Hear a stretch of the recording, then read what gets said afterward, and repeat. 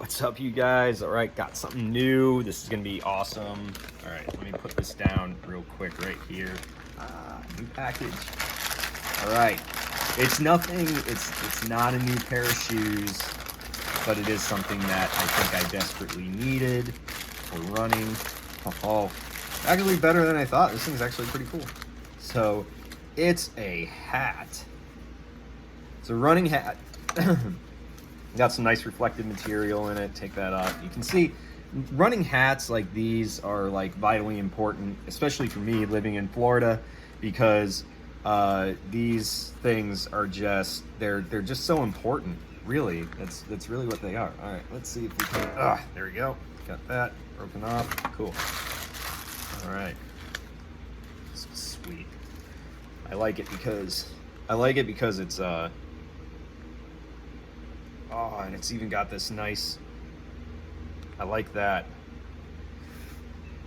So it's a Reebok running hat, but it's got this nice drawstring right there. It's really cool. I actually kind of like that. But nice, breathable, lightweight hat. Especially down here in Florida, it gets sunny sometimes when I go out for a run, and that sun kind of, blinds me a little bit. Anyways, so the reason why I was just excited for the hat, small things, especially when you're running, small things. So anyways, the reason why I'm making this video today has to do with my training. And some of you may be asking why it is that I'm training. I am training actually for a half marathon, and I've actually started this guided run program through the Nike Run Club app. Some of you know that I use the Nike Run Club app to kind of document my runs. I know there's Strava and stuff like that, but there's a lot of guided runs with Nike Run coaches that are just really nice to listen to whether it's an easy day or a tempo day or whatever type of run it is. There's something out there to help you get through your run, timed runs, whatever. So that's one of the reasons why. So I started doing this training program back in, or I started this I'm on week 3 now. So about 2 weeks ago, I started this training program, and basically what it's taught me, I already feel better, by the way. I already feel stronger. I feel more, I just feel like a better runner. Like my stride is getting better. My speed is getting better. My strength, that's the important thing. My strength is actually getting better. And that's probably the biggest thing that I was having a problem with, especially back in I think it was December, mid-December. I had a pretty gnarly, I want to say hip injury, but it wasn't really my hip. It was just an upper quad injury that I strained it really, really badly. So it's hard for me to walk. It was hard for me to run. It really slowed down my training process, but I decided that it's important to focus on those speed runs, those intervals, those strength runs, than it was just to go out there for a run. So having maybe not doing just these long runs and just hoping that I get better, focus on these like interval trainings, these speed runs, so on and so forth, to kind of help build strength. And even though it's not as much distance, it's helping build muscle mass. It's helping build up strength in my legs and those fibers and whatnot. So it's also taught me the importance of having the right shoes for the right run, so on and so forth. So having the various amounts of shoes that I have, that I've purchased, some of them have been relegated to light duty now. My React Milers that I absolutely love, those things are a light duty shoe now. They're pretty much like when I go out for a speed run and need to kind of, after that speed run, go and do a nice relaxed run, a cool down run, recovery run, whatever you want to call it, just for a few miles, 2-3 miles, maybe 4 miles. My React Milers have been relegated to that type of duty. They are no longer my long distance running shoe, because last weekend I tried to run in them and I had some issues. They just felt like in the forefoot area that they just didn't have the cushion in the forefoot that they used to have. Now in the heel area, they still felt great, but in that forefoot area, it just didn't really feel like it had that springiness anymore. It just felt kind of dead in the forefoot. So I've kind of relegated them to light duty now. Just 3-4 mile runs, light pace, nothing fancy, nothing bad. And today that's actually what I used after my my interval training this morning. So but moving on to that, it's training for a half marathon. And the reason why I'm training for this half marathon has to do with an event that happened about 2 years ago. So, almost 2 years ago. It might have been a year and a half ago. But so the reason why I'm doing this is about 2 years ago, a year and a half, 2 years ago, I went out for a run. It was a Sunday run, which is usually my long distance day. I go out on a Sunday, go for long distance, 10K, 7 miles, 8 miles, whatever the case is. I go out for that run, and that particular Sunday, it was in my Winflow 5s. I ran 11 and a half miles in my Winflow 5s. Never done anything like that before. And when I got to that, I think it was the 10-mile mark, I said, I'm going to try to do this, because at 10 miles, I actually still felt I felt good. I didn't feel great, but I felt good. I felt like maybe I could push and go do a half marathon distance. So I got to 10 miles and I said, let's keep going, man. You're feeling good. Let's go. Let's keep going. And I got a mile and a half further at 11 and a half miles. It was actually 11.57 miles is where I got. And my legs gave up. There was no more movement left in them. I couldn't lift them. I couldn't swing them. There was even just trying to use my arms to just drive that energy. I couldn't do it. I couldn't go any further. That was it. I was done. And even when I stopped my watch and I said, okay, let's keep trying. Let's maybe just take a break. I tried to restart, couldn't do it. I couldn't restart. So at that point, I was thoroughly disappointed. I was proud that I was able to run that distance that I've never been able to before, because I've never been a runner in my entire life. But I was disappointed that I didn't get to that 13.1 miles. That would be a half marathon. I'm sorry for the shakiness, by the way.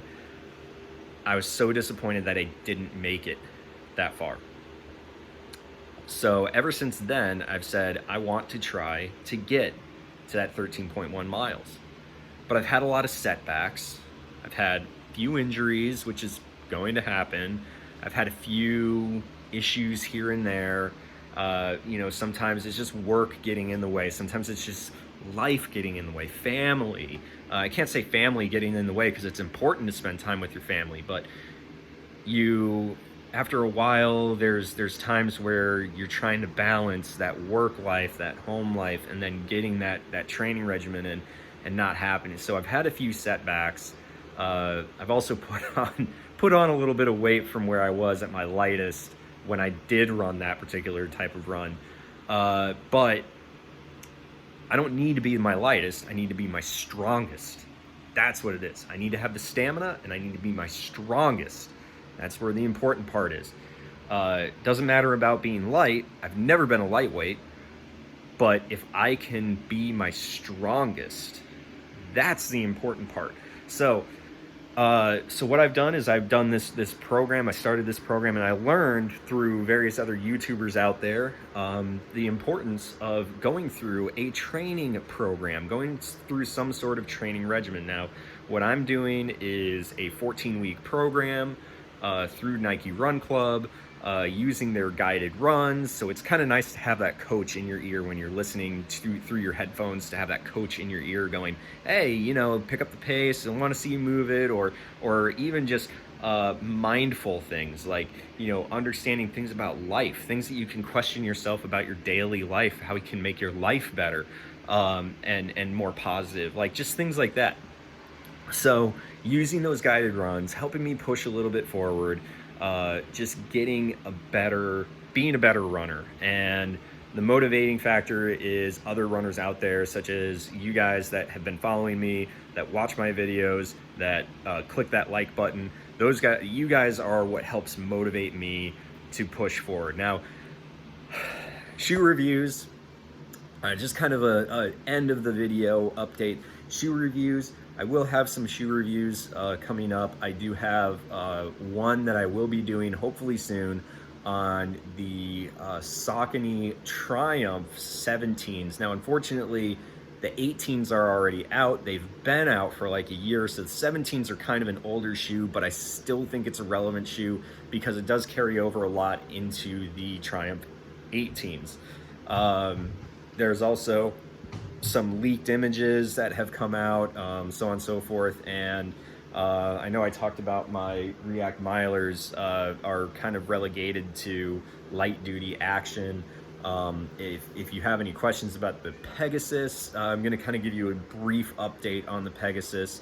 I believe that the Air Zoom unit in the forefoot has blown out on me. It's been a while since I've tried the shoes.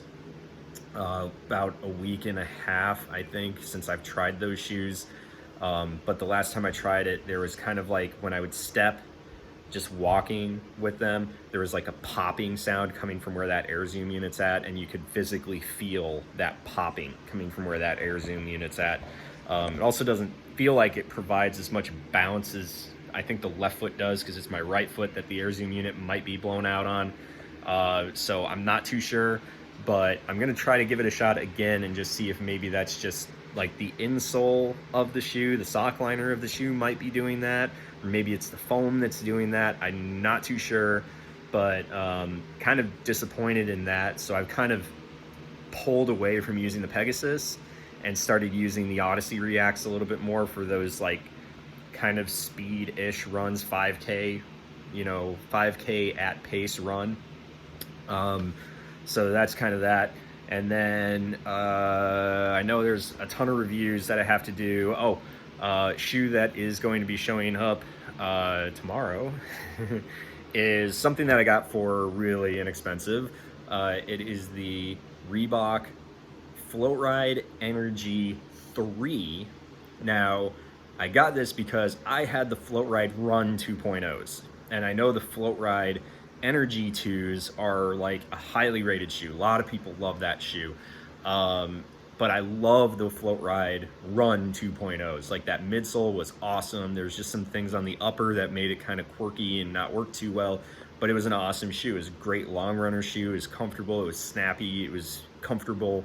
So I know the Floatride midsole material is fantastic. So I had the opportunity to get the Floatride Energy 3s, which are brand new for this year,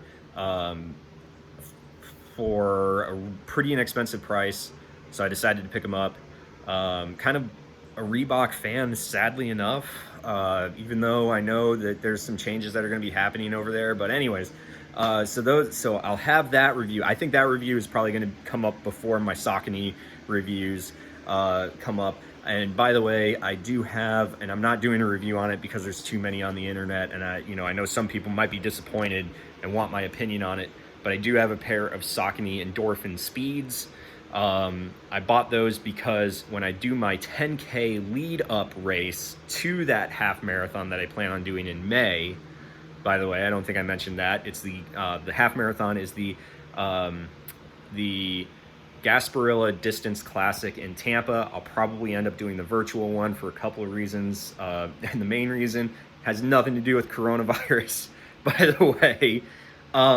It actually has to do with the car that I drive. If I have to drive all the way down there and I have to drive back home, I don't have anybody driving me down there. It's going to be me by myself.